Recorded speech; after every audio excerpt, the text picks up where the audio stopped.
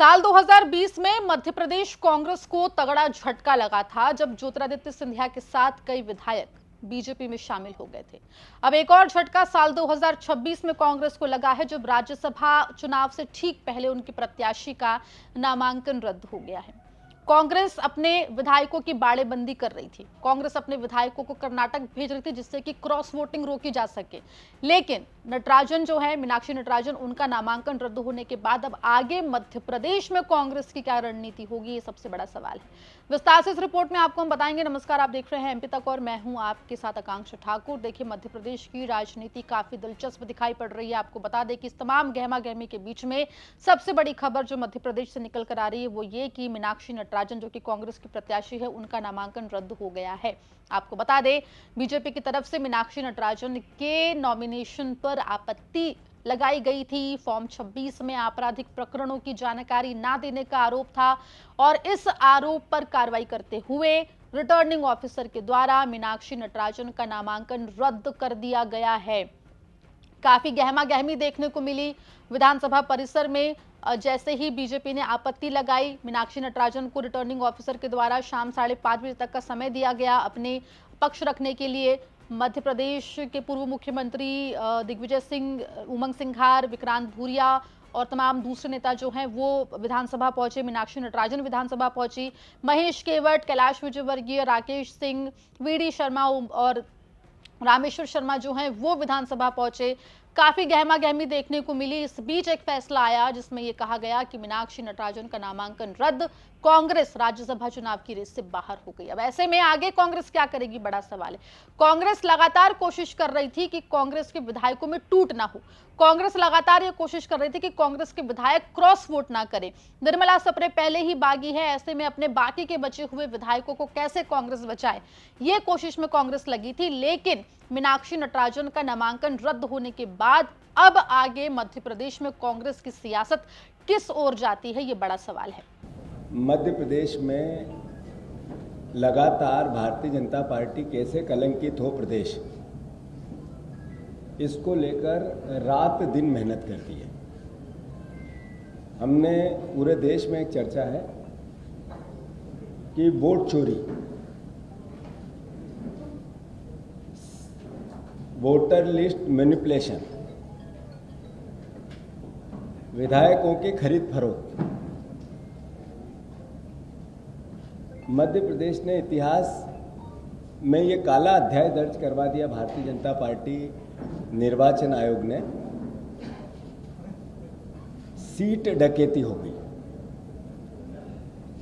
अभी कुछ दिन पहले पूरे देश में महिला आरक्षण का ढोंग भारतीय जनता पार्टी, नरेंद्र मोदी और उनके विचार के सारे मुख्यमंत्रियों ने किया। महिलाओं के प्रति इनका समर्पण और इनकी सोच मध्य प्रदेश की आज की पूरी घटनाक्रम से पूरे देश और पूरी दुनिया ने देख ली।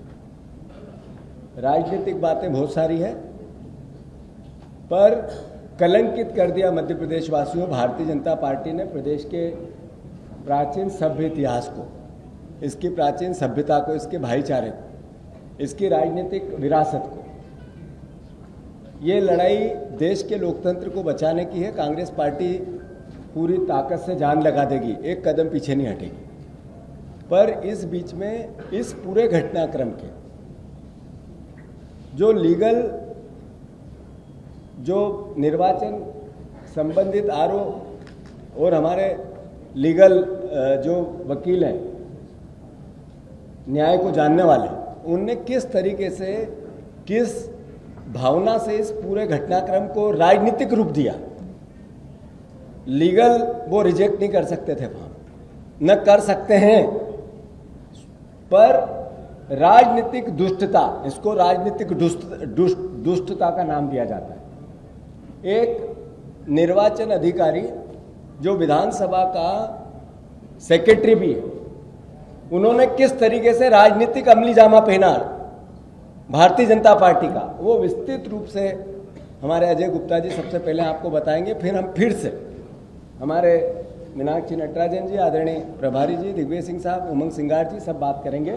पर शार्ट में मैं आप सबसे आग्रह करता हूं, कलंकित कर दिया मध्य प्रदेश को। वहीं आपको बता दें कि मध्य प्रदेश में बीजेपी जो है वो कांग्रेस के ऊपर सवाल भी उठा रही है। नामांकन फॉर्म में पूरी जानकारी ना भरना कांग्रेस की भूल बता रही है। कांग्रेस के ऊपर आरोप लगा रही है कि कांग्रेस ने फॉर्म को ठीक तरीके से पढ़ा नहीं और फॉर्म में जानकारी भी सही नहीं दी, जिसकी वजह से ये हुआ है, यानी कि मीनाक्षी नटराजन का नामांकन रद्द हुआ है। लेकिन अब कांग्रेस के सामने क्या है, क्योंकि माना जा रहा था कि अगर मीनाक्षी नटराजन को जिताने में कांग्रेस कामयाब होती है तो ऐसे में कांग्रेस का मनोबल मध्य प्रदेश में बढ़ेगा। कांग्रेस अपने और अगर क्रॉस वोटिंग नहीं होगी तो ऐसे में कांग्रेस की एकजुटता जो है वो कहीं ना कहीं सामने आएगी, जिससे आगे चलकर कांग्रेस के संगठन को मध्य प्रदेश में मजबूती मिलेगी। लेकिन अब जब मीनाक्षी नटराजन का नामांकन रद्द हो गया है, ऐसे में कांग्रेस कैसे आगे अपने संगठन को मजबूत करती है, क्या कुछ करती है, देखने वाली बात होगी। लेकिन फिलहाल आपको बता दें कि मध्य प्रदेश कांग्रेस बड़े संकट में मध्य प्रदेश में दिखाई दे रही है, क्योंकि जिस तरीके से नामांकन रद्द हुआ है मीनाक्षी नटराजन का, तमाम कोशिशों के बावजूद भी ये एक सीट जो है राज्यसभा की वो कांग्रेस के हाथ से निकल गई है। ऐसे में अब कांग्रेस आगे क्या करेगी, मध्य प्रदेश में इस पूरे लॉस की भरपाई कैसे होगी, ये बड़ा सवाल है जो आगे चलकर पता चलेगा। पूरे मुद्दे पर क्या राय है कमेंट सेक्शन में जरूर लिख के बताएं। मध्य प्रदेश जुड़ी तमाम खबरों के बने रहिए एमपी तक के साथ।